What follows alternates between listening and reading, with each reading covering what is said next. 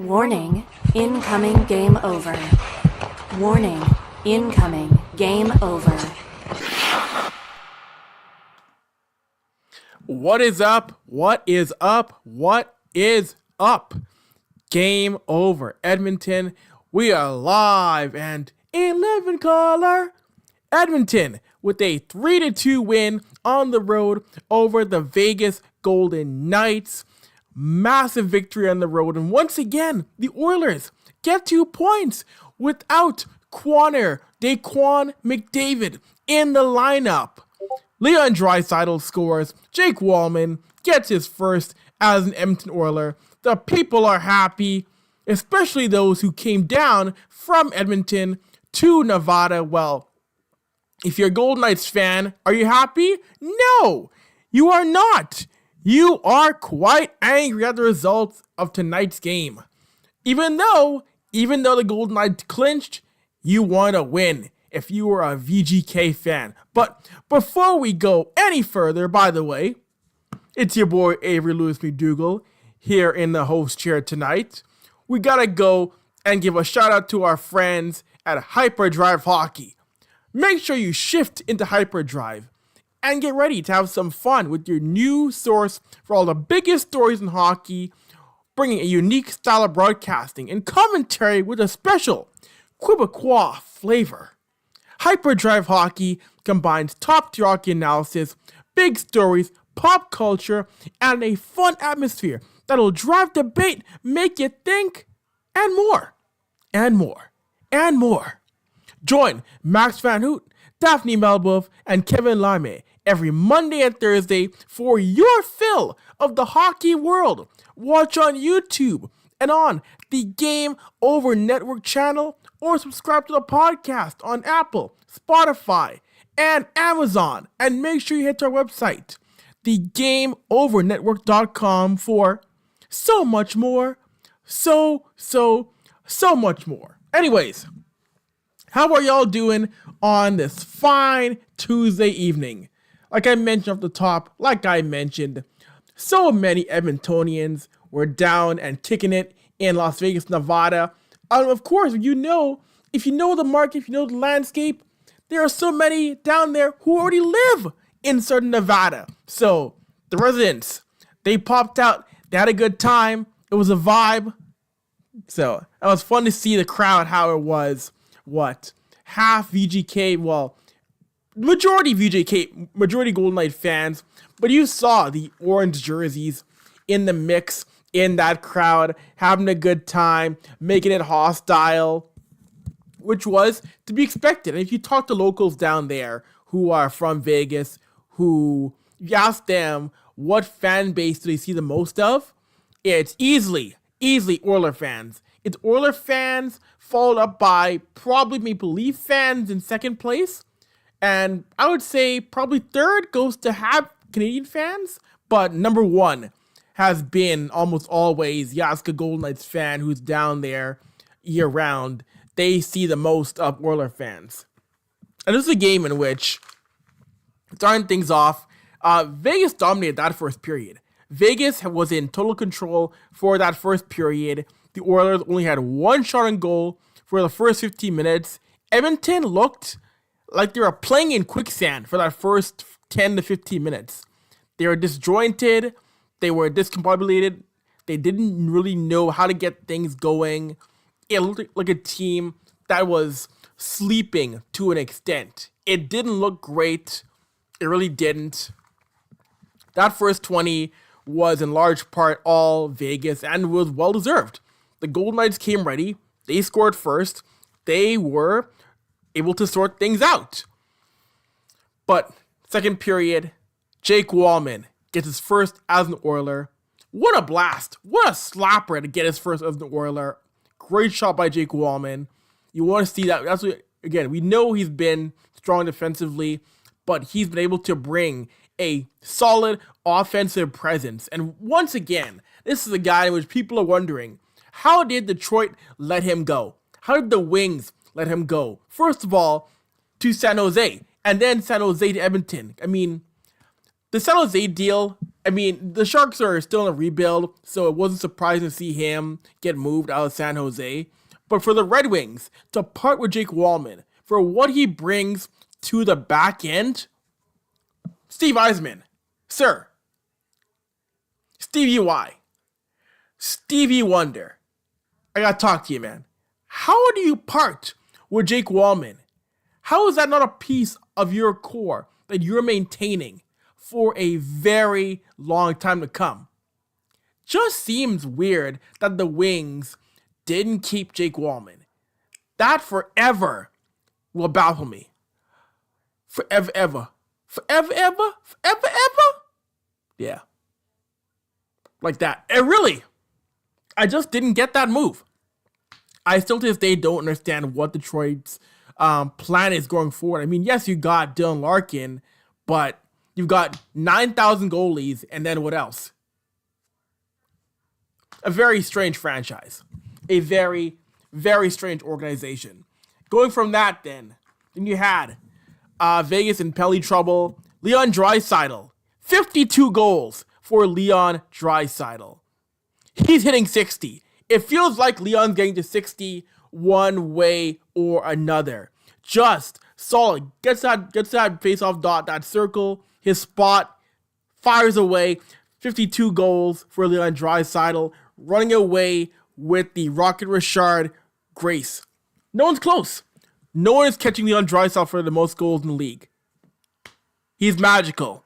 He is something else. Then Viktor Arvidsson makes it a 3-1 game. Edmonton's offense started to come alive. You saw them push back after that first goal allowed against Vegas. Viktor Arvidsson gets to the greasy areas, makes it a 3-1 game. You got to applaud Edmonton's pushback in this game. It's something you want to see more of. This team, we saw it against Calgary. 2 games in a row, we've seen tremendous pushback. And without Connor McDavid, that's what you got to do if you want to win in the Western Conference. And win tough games late without your captain. That is a positive sign in my mind. Arvidsson goes to the net, gets a tough goal. It was challenged. Vegas is challenged and wasn't successful. Edmonton gets the goal. It stands 3-1. Vegas did push back though. Vegas got a second goal, beating Pickard, but Edmonton hung on, got that win, a high character win as Edmonton now continues the West Coast road trip, going from Nevada to California, playing the Sharks in an 8:30 p.m. Mountain Time game, which we'll get into that because an 8:30 start time, boy, you better put some energy drinks on, some tea, coffee, whatever you need, because that's going to be a late Thursday night. And that game, I will be back in the host chair. So I will guide you through a late night one more time, once again, as we start to get ready for the postseason. I'm excited. I'm hyped. We're all hyped here at Game Over to bring y'all postseason content once again, get into those games, and it's going to be fun. It's going to be fun no matter what market, because right now, we know it's going to be in terms of postseason opponents and teams. The teams that are going to get in are Edmonton, Toronto, and Winnipeg, and then in the East, possibly Ottawa, Montreal, and in Toronto. So you're going to get a lot of Canadian content when it comes to Game Over across various teams, multiple channels. Calgary and Vancouver, I don't know about them. But the other teams in Canada, you're going to get a lot of Game Over network content during the postseason. It's going to be really fun to bring that all to you, no matter what team you support. I'm sure there'll be some crossover shows this spring and summertime. I cannot wait for the possibility of having crossover Montreal-Toronto shows or crossover Toronto-Ottawa. That is going to be really, really fun to get into. That's going to be a lot of fun for us as a company, as a network, to bring you that kind of stuff, because who doesn't want to see possibly shows where you got Mark and Lauren talking about a Leafs Habs series, So we'll see. We will definitely see about that. And before we continue, before we get into the second period, we gotta show some love to our friends at Patreon because, hey, are you looking for ways to help an upstart media company employing over 30 young journalists and analysts across Canada? If you got a free dollar or two kicking around, please head to our Patreon page at patreon.com/the Game Over Network. There you'll find multiple tiers featuring rewards and goodies for helping us grow. There's extra access, exclusive looks behind the scenes, Discord benefits, merchandise discounts, opportunities to give us feedback, and guess what? That's right, you can join us for special live shows where you can interact with us as a host and help us improve your experience. And also, hey, you know what? We know sometimes times are tough. You can't always give a dollar or two, but you know what? We got a free tier available to make sure you don't miss out on all the fun.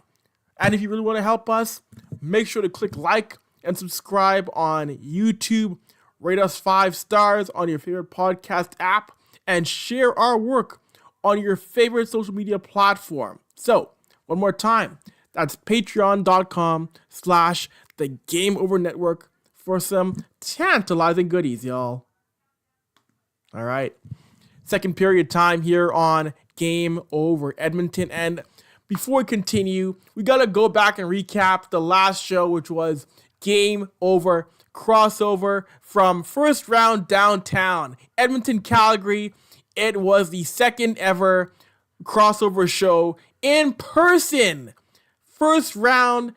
Thank you to Franco and the team at First Round for having us there. Thank you to Franco. It was great to let us come down, do the show at First Round downtown. And huge credit to our team, Graham, Ash, Conrad, for helping us out there. The banter between myself, Graham, Ash, and Conrad, it was a blast. And Conrad was the captain of the ship, the lone Calgary man at the time. I know Anand was supposed to come down, but couldn't make it. But thank you, Conrad, for being our captain, steering the ship. It was a lot of laughs, a lot of analysis as we got into Edmonton's overtime win over the Flames. So we are definitely gonna try and do some more in-person shows for Game Over Edmonton during the postseason. Because hey, I love chopping it up with my co-hosts, not just over Zoom or over the phone, but being able to look over and do a show where I'm looking at Graham, at Ash, at Conrad. That was different. That was the kind of stuff that makes a show special. Doing a show with people in front of you and beside you, it is so much better, and it was a blast. So I cannot wait to do that again this postseason. Yes, so, and also we'll try to see if there's any post-game content with head coach Kris Knoblauch and the Oilers, because of course you're going to want to hear their thoughts after a massive win on the road in Las Vegas, Nevada. Well, Paradise, Nevada, to be exact, because the strip is in Paradise, not Las Vegas. So yes, we can jump to, in this segment here, we can jump to audio with Kris Knoblauch and Jake Walman. So give us 1 second and we'll jump to that audio with Knoblauch and Walman.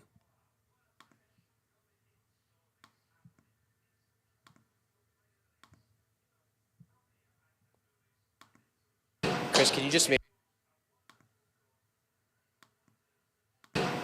maybe take us through the night? What kind of led to the slower start, and then what allowed you guys to kind of turn it around beginning of it looked like maybe it was a game plan to put them to sleep and then would take over in the second period. I think the execution wasn't there. Missed passes, going offside. We were not able to generate very much just because we were just ending plays. And then in the first period, we came out with a strong start. Obviously, Leo's line, and then we get a goal, and that just gives us a lot more life. And, I thought our game was a lot better after that. How about Jake Walman? What have you thought of his first games as Northern, and then eventually finally getting rewarded with the goal? I thought he's been playing really well, especially in the offensive zone. He's a guy that can help contribute offensively. And the play, Bush makes a nice pass to Podkolzin, and then Podkolzin bumps it over there. It was a nice setup and allows him to walk down, and great shot. And it's tough for the goalie to, save those with a slap shot with the guy coming down like that. Tell me about a guy like Pickard who has a long career because he's a nice goalie, but a good guy, and everyone loves having him on the team, and he's just, and then the moment comes where he's got to play a bunch in a row, and he shows you here he's got the chops to play. A lot of credit for him. Guys feel happy for him that he's doing that, and not only do I like him for being a good guy, but I like the fact that he's playing pretty well and winning us a lot of hockey games. Yeah, the save he made on Dorofeev at the end. I haven't seen a guy come out that far since Grant Fuhr. Not many guys in the league that have that style. Well, that's what maybe Pix doesn't have with the technical side of it. He makes up for it with just reading the play, his hockey sense. For him to read that pass was going through, he knew exactly who was going to be over there. It's a one-time shot. It's not that they were going to make a second play. He had to come out and challenge it, and he did a heck of a job doing that. Kris, did that feel like a playoff game to you? No, just because I think if we lost, we could still go on our ways, and the fact that I guess it was played like a playoff game with the tight checking, the low shots, and I don't think we're quite at that level yet.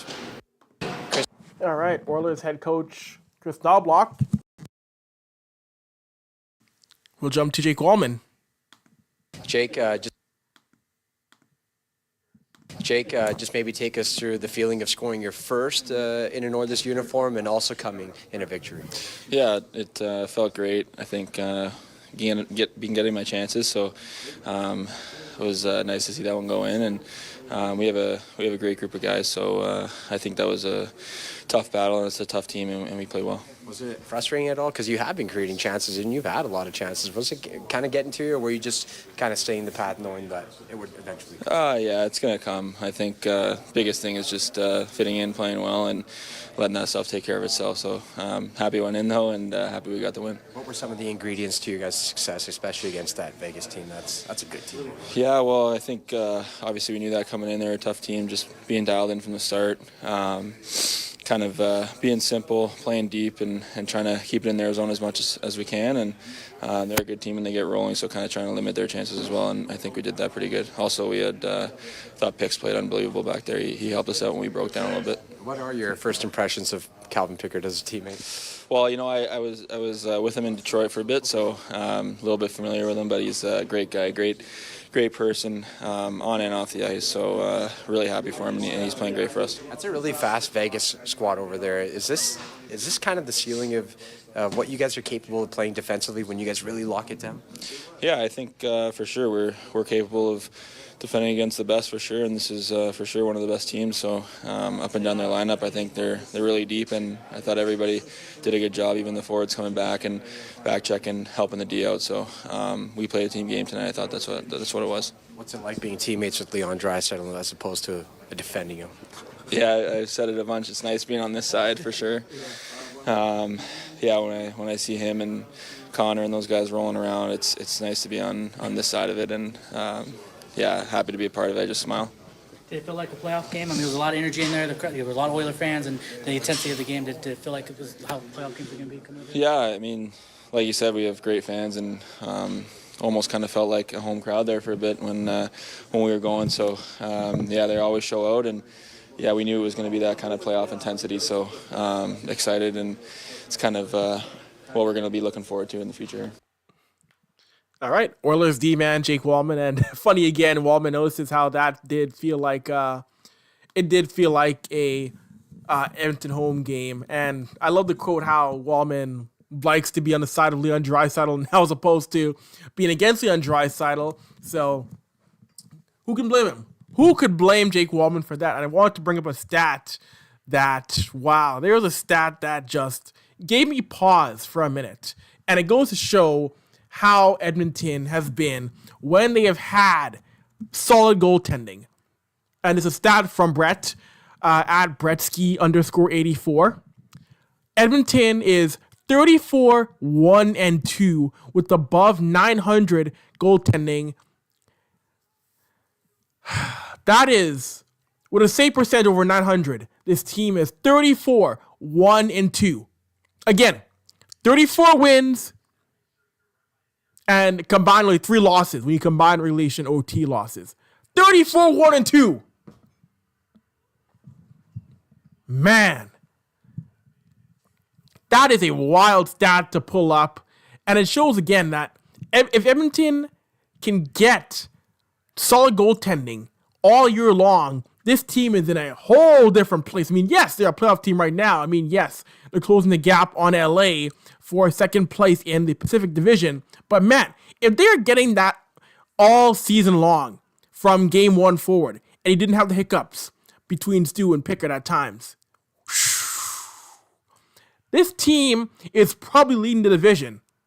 This team probably is where the Golden Knights are right now. Let that sink in. Let that sink in all the way. A wild stat, but full credit. You know what? Pickard, it wasn't the prettiest win for Colin Pickard, but he got the W, made the saves when he had to, when he was called upon. That's what you need for this team. And like Chris Knoblauch said, this team looked sleepy. They slept-walked for the first 20 minutes. Vegas had a good game plan. Edmonton broke on through. It's what you need to do when you're playing in games like this against tough teams like the Vegas Golden Knights. They found a way to break on through. And again, guys besides Leon Draisaitl found ways to be very effective tonight in this game. Walman stepped up. Arvidsson stepped up. You had no choice. You had to find a way to get the W. That's how it's going to be. That's how you're going to have to find ways to get things done. Every win isn't going to be pretty. Some are going to be really ugly. Some are going to be gritty. And if you can find a way to dig deep and get those W's, you'll be in a good spot. Again, I mentioned Edmonton's now off to San Jose. Then they have games. They got a matinee against the LA Kings.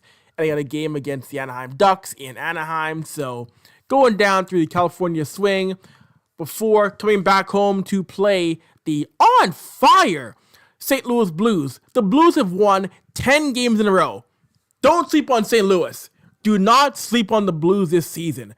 I really think they're going to make some noise come this postseason. I think they're for real. I could see Jim Montgomery has that Blues team playing on another level right now. That Blues team will run through a brick wall like the Kool-Aid Man for Jim Montgomery. It's wild. So, with that being said, with all of that being said, you know what you should do? You know what you should do? Follow us on our social media accounts. If you're enjoying Game Over Edmonton, you want some more of this, right? I know you do. Well, make sure you hit the like button on this video. Click subscribe on our channel. And make sure you hit the notification button. So when we go live, you know next. And if you're tapping into our podcast, please give us a 5-star rating or even give us a positive review if you feel so inclined. And hey, if you really enjoy us, make sure to follow us on your favorite platforms on social media. You can find the Game Over Network on Blue Sky at thegameovernetwork.com, on TikTok and Twitter at Game Over NHL, on Instagram, Threads, and LinkedIn at Game Over Network. And you can find me, yours truly, on Twitter at Avry, at AVRY, on Instagram at Avry Sports, and my other work on averysports.com and the Third Intermission podcast. So you can also find us on the gameovernetwork.com, where you can find it and also sign up for our upcoming newsletter, where we're going to keep you updated on what's coming up new for the network. So tap into all of those good links and good content. Yes. Third period time. We start to wind things down here on Game Over Edmonton. I wanted to bring up an interesting point here as well, too, that this is a game in which Edmonton out-hit drastically the Golden Knights and won. That's been a big thing in which Oilers aren't really focused on out hitting a team or just hitting a guy to hit a guy for without a purpose. Like, Edmonton has been a team which they're going to try and hit you. They're going to try and take the puck from you or deny a scoring chance. In this game, Edmonton threw 30 hits while Vegas only had 12. This was a very physical Oilers team tonight. They threw a lot of hits. They limited Vegas' chances. And you know what? They also had 5 takeaways. So Edmonton didn't just hit for hitting's sake. They threw the body with a purpose in tonight's victory. So that's a good sign at least. It wasn't just throwing hits, to just pop the crowd, to steal a wrestling term. They were hitting to serve a purpose tonight, which is a great thing, which was a great sign to see in this victory. And we'll dive also to further into some of the advanced stats in the victory for Edmonton tonight. Let's go a little deeper in the victory. So when it comes to all situations for the Oilers, Edmonton tonight, when it came to high danger chances, 6 high danger chances, 4 came in the second period, 6-5, they won that chance, and they actually lost the Corsi battle. Vegas won the Corsi battle 49-44 in all situations. When it came to 5-on-5, Edmonton had the high danger chances 5-4, and again 5-on-5, Vegas won the Corsi battle. So the fantasy stats geared a little bit more towards Vegas in this game tonight. Interesting to see that one there. And when it came to the individual stats for the Oilers, there are some guys who stood out in a major way. Some guys who look at things that's like, oof, that didn't go very well. When it came to the Corsi 4, Jake Walman led the way, 72%. Strong night for him. Evan Bouchard was near 70%. Kasperi Kapanen, 70% for Corsi 4.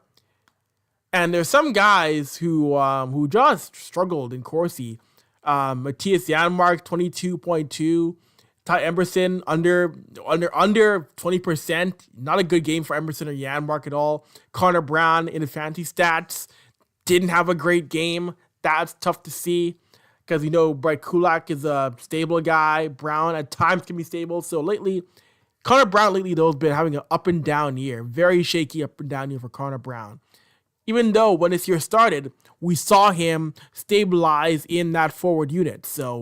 And for Ty Emberson, we want to see Emberson get his groove back a little bit more because the first 35 games on the back end with Emberson and Kulak, they looked really, really, really good. So that needs to stabilize quickly on the back end for the Oilers.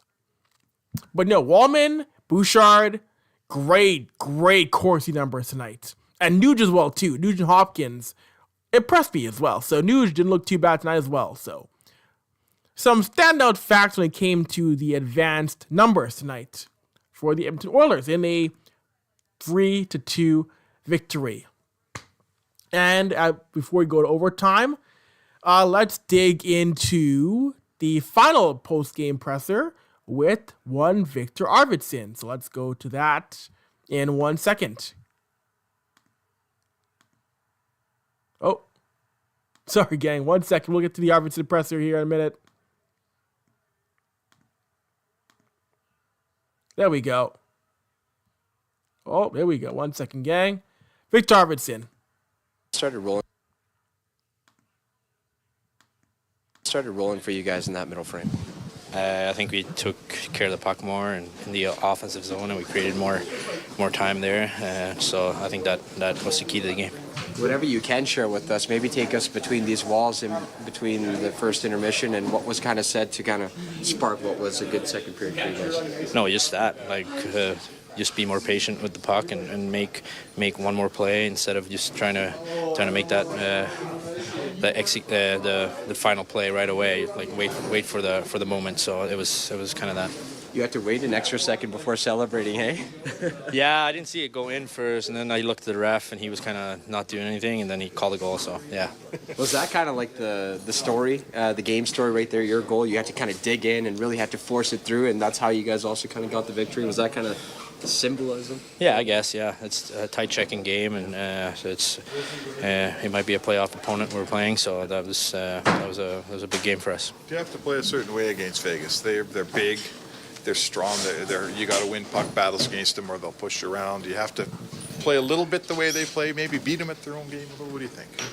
Yeah, I guess. I think we play a more faster game, and we got to stick to that sometimes too. But they play a lot like Boston used to play, and I feel like that's always a heavy matchup when you play Boston too. So for sure, you gotta dig down a little bit more and be heavier on your stick. It's not an easy situation for your goaltender to come in as of late to assuming the starter's role. What can you say about Calvin Pickard? And then on top of that, not only his play on the ice, but who he is as a teammate. No, he's embracing it, and I'm happy for him. And he's always happy coming to the rink, and just an unbelievable guy to have around the team and in the locker room. So I'm happy for him that he gets to play, and he's playing really well. Victor, on that goal, your goal, it was kind of amazing because you stuck your stick in, but he didn't move. Like his pads never moved. Did you just kind of see it lying there? How did that? I just saw the puck where it went in, and I just tried to. I'm just taking a chance that it was there, and it wasn't. I think I only hit the puck, so yeah. All right. Started rolling for you guys. There's Viktor Arvidsson, and that's kind of funny how he had to delay celebration because he didn't really see that. Well, there was a moment of everybody being unsure if that puck crossed the line, so that's actually very funny to hear Arvidsson say that. And yeah, if you look at the Oilers locker room, that team loves Calvin Pickard. That team is very pro Pickard. You saw it with Leon Draisaitl. That team supports their goaltenders no matter what, through thick and thin. So you gotta admit, that is a good thing that this team does want to back their goaltenders, even through good and through bad. But you know what else you should back? You know what else you should support through thick and thin? Do you want to know? It's Game Over merchandise, baby. Yes.